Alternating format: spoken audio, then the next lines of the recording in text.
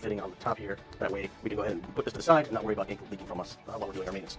The next step here is to go ahead and place a catch tray just underneath the printhead here, and we're going to want one to the side here so we can actually drain what's in the output check valve as well.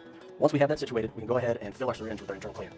So since today we're working with an oil-based system, we're using the PZ1043 internal cleaner, which will be enough to flush out the system and also kind of acts as our storage solution for oil-based systems as well. So first thing I'm going to need to do here is I'm going to fill my syringe with this appropriate cleaner.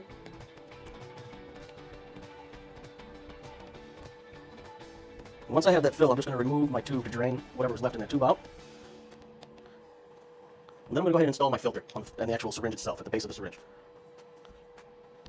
This way we can filter out anything that may have been in the bottle, especially if your bottle was open well before we started this process. So now that I have that filled, I'm going to go ahead and connect this to my ink inline. Very similar to how we removed the ink in the first place. I'm going to slide that in there and screw it tight. We don't have to go too crazy with the tightness there, just nice and snug.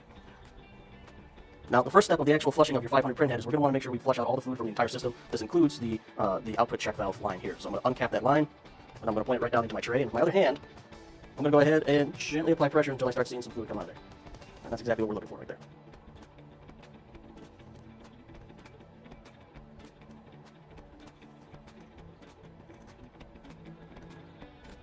Now if you notice while we're flushing, we've got fluid coming out both the print engine and the output line, and that's normal.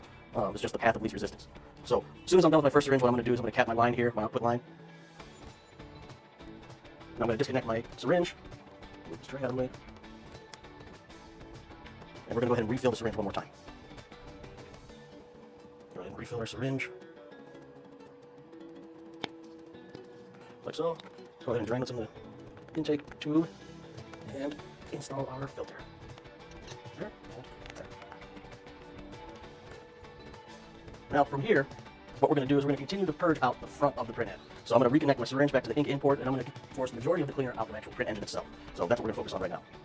Install my syringe, and again, gently apply pressure to that, and just watch for the ink or the fluid to drain out. And what we're looking for is something a little bit clearer, like that.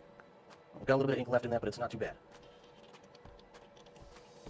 So once you've completed your flush routine with the internal cleaner, we've gone out the drain tube, we've gone out the print engine, we can go ahead and take a non-abrasive lint-free wipe and clean the face of the printhead off. Now, you want to make sure when you are wiping these printheads that we wipe in one direction only. We don't want to go up and down and create friction, possibly on the nozzle plate. So we're going to go ahead and just wipe in one direction, clean that off. Now, if we were flushing for maintenance,